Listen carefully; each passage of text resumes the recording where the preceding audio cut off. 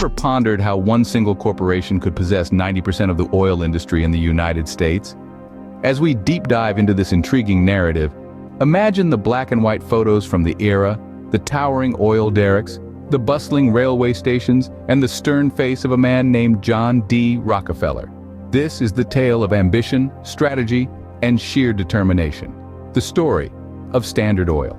Let's rewind the clock to 1870, a period when the world was on the brink of the industrial age. Amidst this revolutionary backdrop emerged a man named John D. Rockefeller, along with his partners, who had a vision.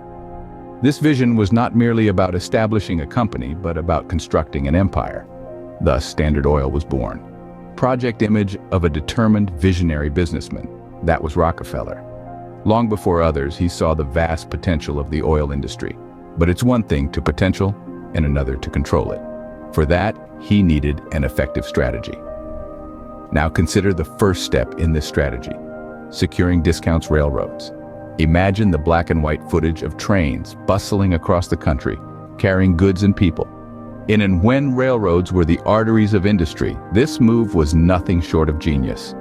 With these discounts, Standard Oil could transport its oil at cheaper costs than its rivals, gifting it a significant edge. But Rockefeller didn't stop at that. He knew to truly reign, competition had to be eliminated. This is where the business concept of strategic acquisitions comes in. He began buying out competitors who couldn't compete with the might of Standard Oil.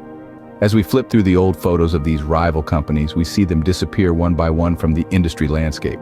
Year after year, Standard Oil expanded its operations, not just refining oil, but also transporting and marketing it. A virtual step-by-step guide to vertical integration in business. By 1890, it had happened. Standard Oil had morphed into a giant controlling 90% of the oil refineries and pipelines in the United States. The black and white photos had now transformed into a vivid picture of an empire built on oil. A solo company dominating a significant part of a nation's industry was an unprecedented phenomenon. This was the rise and empire, the rise of Standard Oil. By 1890, Standard Oil had become a behemoth, controlling 90% of the oil refineries and pipelines in the United States. A business lesson of determination, strategy, and ambition. But with great power comes great scrutiny. And so it was for Standard Oil, a titan of industry, a symbol of American entrepreneurship, and yet a magnet for controversy. As the company grew, so did the voices of dissent, rising in a chorus of criticism against the oil behemoth. Central to these controversies were allegations of unfair business practices. Standard Oil was accused of using predatory pricing, temporarily slashing oil costs to drive competitors out of business, only to hike prices back up once they had secured a monopoly. Others claimed the company leveraged its vast resources to negotiate secret rebates with railroads, further undercutting their competition. These tactics, while undoubtedly effective, raised questions about the ethics and legality of Standard Oil's business strategy. But perhaps the most significant controversy came not from the business world, but from the public. As the company's influence expanded, so too did public unease. There was a growing perception that Standard Oil had grown too powerful, that it was exerting undue influence over the economy, and that it was stifling competition. This sentiment was fueled, in part, by the rising cost of living, which many attributed to the company's monopoly on oil. At the heart of this public outcry was journalist Ida Tarbell, whose investigative reporting would change the course of Standard Oil's history. Tarbell, herself the daughter of an oil producer driven out of business by Standard Oil, penned a series of exposés for McClure's magazine. Her work laid bare the ruthless tactics employed by the company, from price gouging to corporate espionage. The impact of her reporting cannot be overstated. It galvanized public opinion against Standard Oil and brought the company's practices under intense scrutiny. The public sentiment had turned against Standard Oil, paving the way for the government to step in. The stage was set for a showdown between the largest corporation in the world and the United States government. A battle that would redefine the boundaries of corporate power in America and leave an indelible mark on the landscape of American business. In 1911, the seemingly invincible Standard Oil was forced to face its reckoning. This was the year that marked the end of an era, the year the giant was tamed. The The landmark Supreme Court case, United States v. Standard Oil, became the seismic shift that would forever change the landscape of American business. It wasn't just a legal dispute, it was an epic showdown between the Goliath of the industry and the forces of justice and fair play. The charges were serious. Standard Oil, the behemoth that had once dominated the oil industry, was accused of engaging in anti-competitive practices. It was said to have exploited its monumental size and influence to stifle competition, control prices, and maintain its monopoly. The case was a turning point, a battle of principles. On one side stood Standard Oil, a symbol of industrial prowess and economic might. On the other, the United States government, upholding the ideals of free competition and fair business practices. The courtroom was a battleground, the tension palpable as arguments were made and rebuttals fired. Finally, the verdict was delivered. The Supreme Court ruled against Standard Oil, decreeing that its monopoly was illegal under the Sherman Antitrust Act.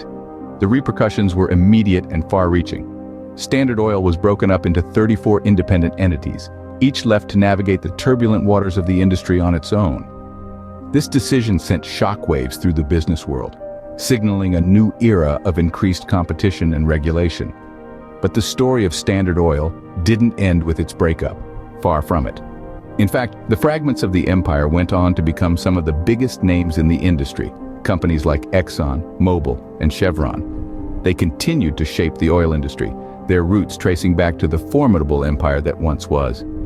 The empire was shattered, but the legacy of Standard Oil lived on. The story of Standard Oil is a testament to the power of regulation, the importance of fair competition, and the enduring impact of a single company on an entire industry. The breakup of Standard Oil was just the beginning of a new chapter. And what a chapter it was. The dissolution of the Titan didn't mark the end of its influence. In fact, it was more of a rebirth, a phoenix rising from its ashes, if you will. The company was split into 34 separate entities, each with its own piece of the mammoth Standard Oil pie.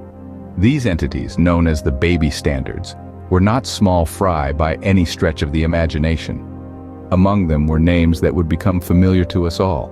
Names like Exxon, Mobil, and Chevron, which have grown to be giants in their own right, dominating the global oil industry today. These baby standards didn't just carry on the legacy of Standard Oil, they built upon it.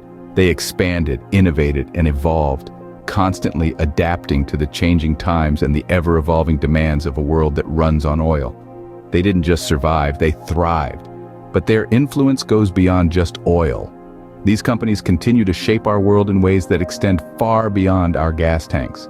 They play a significant role in global politics, influencing everything from international relations to environmental policies. They fund research, support communities, and even shape the course of entire economies. And let's not forget how they've permeated our daily lives. From the fuel that powers our vehicles to the plastic in our everyday products, from the asphalt on our roads to the fertilizers that grow our food, their fingerprints are everywhere. They are part of a complex web that connects us all, a web woven from the threads of an empire that once was. However, with great power comes great responsibility, and as we look to the future, the question remains, how will these companies wield their influence in a world that is increasingly conscious of the environmental impact of our dependence on oil? From one empire rose many, shaping the world as we know it. The story of Standard Oil and its baby standards is a testament to the indomitable spirit of innovation and adaptability. It's a story of evolution and growth, of influence and power. But most importantly, it's a story that continues to be written with every passing day. The story of Standard Oil is more than a tale of corporate dominance and downfall. It's a dramatic saga that has shaped the way we view business, competition, and power. It's a story that transcends time and continues to resonate today, shedding light on the importance of business ethics, corporate responsibility, and government regulation. The story of Standard Oil, with its rise, controversies, breakup, and aftermath, serves as a stark reminder of the potential pitfalls of unchecked corporate power. The company's meteoric rise to dominance was fueled by innovation and a relentless pursuit of growth. Yet it was this very growth that ultimately led to its downfall, as it clashed with the emerging concept of business ethics and corporate responsibility. In the early days, Standard Oil was lauded for its innovation, for its ability to streamline operations and drive down costs. Yet, as it grew, it became clear that the company's success was not without cost. The controversies that swirled around the company were a testament to the need for businesses to balance growth and ethics. They underscored the importance of corporate responsibility, of maintaining a balance between pursuing profits and ensuring fair competition. The breakup of Standard Oil marked a turning point in the history of American business. It was a stark reminder of the role of government regulation in curbing corporate excesses. The government, through its antitrust laws, stepped in to ensure that the playing field remained level, that no single entity could wield undue influence over the market. Today, the story of Standard Oil continues to resonate. It influences how we think about business, competition, and power. It reminds us of the need for businesses to operate ethically, for corporations to shoulder their responsibilities, and for the government to step in when necessary to ensure a fair and competitive market. Indeed, the echoes of Standard Oil can still be heard today, reminding us of the delicate balance between innovation and regulation, power and responsibility, growth and ethics.